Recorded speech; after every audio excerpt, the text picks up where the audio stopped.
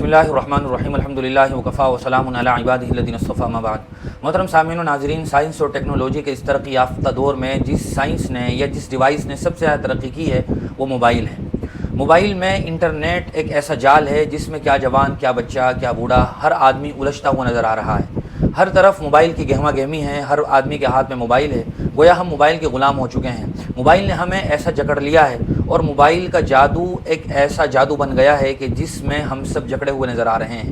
ہم گویا ہر وقت موبائل کو اس طرح استعمال کر رہے ہیں کہ اس کے بغیر اب ہماری زندگی ادھوری محسوس ہوتی ہے۔ تھوڑی دیر کے لیے موبائل ہم سے رخصت ہو جائے یا کہیں چھوٹ جائے تو ایسا لگتا ہے ہمارا کوئی قیمتی سرمایہ ضائع ہو گیا ہے، بہت بڑی دولت تھی جو گم ہو گئی ہے، اور اس بات کو ہر آدمی محسوس کر رہا ہے، چاہے وہ گھر میں رہتا ہو، چاہے وہ باہر کی دنیا میں رہتا ہو، چاہے آدمی گاؤں میں رہتا ہو، شہر میں رہتا ہو، کسی بھی جگہ رہتا ہو، ہر آدمی اس بات کو محسوس کر رہا ہے۔ لیکن افسوس اور المیہ یہ ہے کہ جس چیز سے آدمی اس قدر بزی ہے اور آدمی جس چیز کے جادو میں اس قدر مبتلا نظر آ رہا ہے اس کو چلانے کا کوئی طور طریقہ سیکھنے کے لیے تیار نہیں ہے۔ اللہ تبارک و تعالیٰ کی طرف سے موبائل ایک رحمت ہے، بشرطے کہ اس کا صحیح استعمال کیا جائے، لیکن اگر اس کا صحیح استعمال نہ ہو تو یہ رحمت کے بجائے پھر ہر آدمی کے لیے زحمت ہے۔ یہی وجہ ہے کہ آج کے اس دور میں جتنے فتنے رونما ہو رہے ہیں ان میں سے زیادہ تر کا واسطہ موبائل سے ہی ممکن ہوا ہے۔ کرائم کی ایک دنیا آباد ہے جو صرف موبائل کے نتیجے میں وجود میں آئی ہے، اور کتنے بڑے بڑے سائبر کرائم ہیں، بڑے بڑے فراڈ ہیں جو اس وقت صرف موبائل سے ہو رہے ہیں۔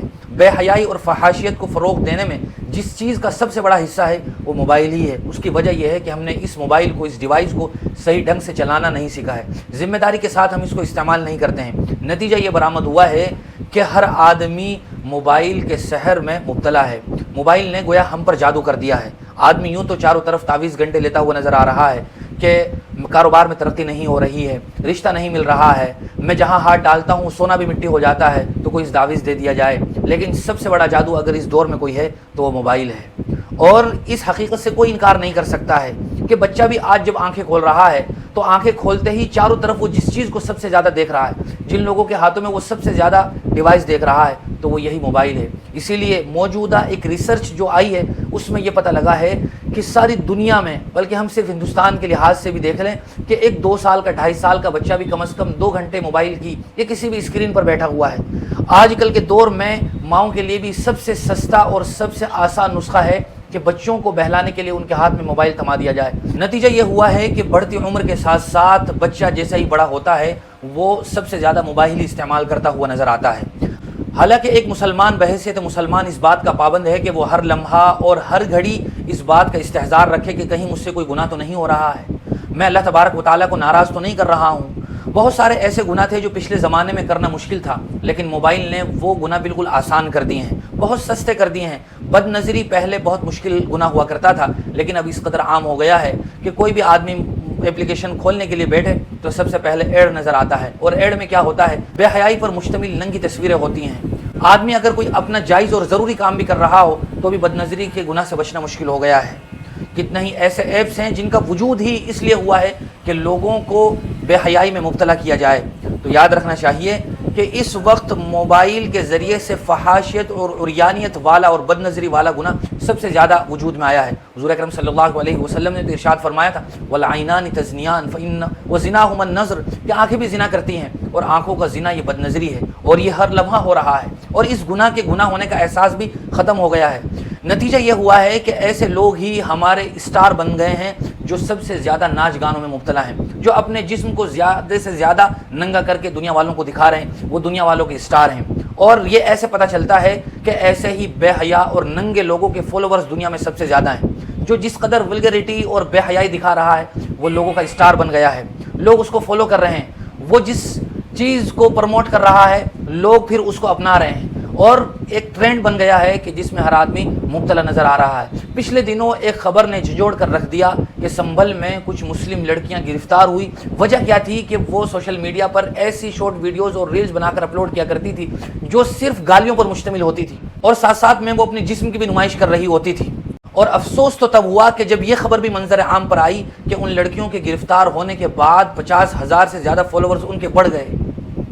تو اس سے پتہ چلتا ہے کہ لوگوں کی انہی چیزوں میں دلچسپی ہے۔ یہی وجہ ہے کہ یوٹیوب پر اگر کوئی نالجیبل معلوماتی ویڈیو ہو، کوئی اسلامی ویڈیو ہو، تو اس کے کوئی ویوز نظر نہیں آتے ہیں، لیکن اگر بے حیائی یا ننگے بدن پر مشتمل کوئی شارٹ یا لمبی ویڈیو بھی ہو تو اس کے دیکھنے والے کروڑوں میں ہیں۔ اس ویڈیو کے ویوز پر اگر ہم نظر ڈالیں تو بے حد و حساب ہیں۔ اس سے پتہ چلتا ہے کہ قوم کی ذہنیت ہی کچھ اس طرح بن گئی ہے۔ اور افسوس تب ہوتا ہے کہ جب اس کام میں مسلمان پیش نظر آتے ہیں، بلکہ ایسے نام نہاد سو کولڈ ناہنجار اسٹارز کو دیکھ کر بہت سارے چھوٹے بچے بھی انہی کو ہی فالو کرنے میں لگے ہوئے ہیں۔ وہ یہ سمجھ رہے ہیں کہ ہماری ترقی اسی کام میں پوشیدہ ہے۔ ان کے پاس کوئی ٹیلنٹ نہیں ہے، ان کے پاس علم کا کوئی ذخیرہ نہیں ہے، ان کے پاس کوئی اسکل اور کوئی ہنر نہیں ہے، اگر ہے تو بے حیائی ہے اور ان کی ویڈیوز دیکھی جا رہی ہیں، پیسہ کمایا جا رہا ہے، اور ماں باپ بھی اس قدر دیوس اور بہیس ہو گئے ہیں کہ ان کو بھی اس بات سے کوئی فرق نہیں پڑتا ہے کہ میری اولاد ننگی ناچ رہی ہے، وہ اپنے جسم کو دکھا کر پیسے کما رہی ہیں، بس ان کو وقت پر پیسہ مل رہا ہے، ان کی لائف میں تعیش اور عیش پرستی بڑھتی چلی جا رہی ہے، تو اب انہیں اس بات سے کوئی احساس نہیں ہے کہ وہ کس طرح پیسہ کما کر لا رہی ہیں۔ افسوس ہے اور طوف ہے ایسے مائنڈ سیٹ پر اور ایسی ذہنیت پر جو آئے دن نظر آ رہا ہے۔ حالانکہ حضور اکرم صلی اللہ علیہ وسلم نے تو ارشاد فرمایا تھا الحیاء شعبۃ من الایمان، کہ حیا یہ ایمان کا حصہ ہے۔ اللہ تبارک و تعالیٰ نے بہت سخت وعید بیان فرمائی قرآن کریم میں ایسے لوگوں کے بارے میں جو بے حیائی کو فروغ دیتے ہیں، جو فحاشیت اور عریانیت کو پروموٹ کرتے ہیں۔ اللہ تعالیٰ فرماتے ہیں ان الذین یحبون ان تشیع الفاحشۃ فی الذین آمنوا لهم عذاب علیم فی الدنیا والآخرہ، کہ وہ لوگ جو یہ چاہتے ہیں کہ دنیا میں بے حیائی پھیلے، فحاشیت فروغ پائے، تو ایسے لوگوں کے لیے دنیا اور آخرت میں بہت ہی دردناک عذاب ہے۔ تو اس بات سے کوئی بھی ڈینائی نہیں کر سکتا ہے، کوئی بھی اس کڑوی حقیقت کا انکار نہیں کر سکتا ہے کہ یہ ہمارے محلے میں، پڑوس میں، ہمارے ارد گرد ہو رہا ہے، اور ہم بھی اس گناہ کو، بے حیائی کو پروموٹ کرنے میں معاون بن رہے ہیں۔ ہمیں بھی گناہ مل رہا ہے کہ ہم ایسے لوگوں کی ویڈیوز دیکھ رہے ہیں، ہم ایسے لوگوں کی ویوز بڑھا رہے ہیں جس سے انہیں شہ ملتی ہے، جس کی وجہ سے انہیں اور زیادہ گناہ کرنے پر بڑھاوا ملتا ہے۔ ہم لوگ بھی گویا کہیں نہ کہیں اس گناہ کو بڑھاوا دینے میں حصے دار نظر آ رہے ہیں۔ ہمیں ضرور اپنی لائف کے بارے میں ریویو کرنا چاہیے اور نظر ثانی کرنی چاہیے کہ کہیں ہم بھی اس گناہ میں مبتلا نہیں ہیں۔ اللہ تبارک و تعالیٰ نے فرمایا تھا وَلَا تَعَاوَنُوا عَلَى الْإِثْمِ وَالْعُدْوَانِ، کہ گناہ میں تعاون نہ کرو، اس میں کسی طرح کی ہیلپ نہ کرو۔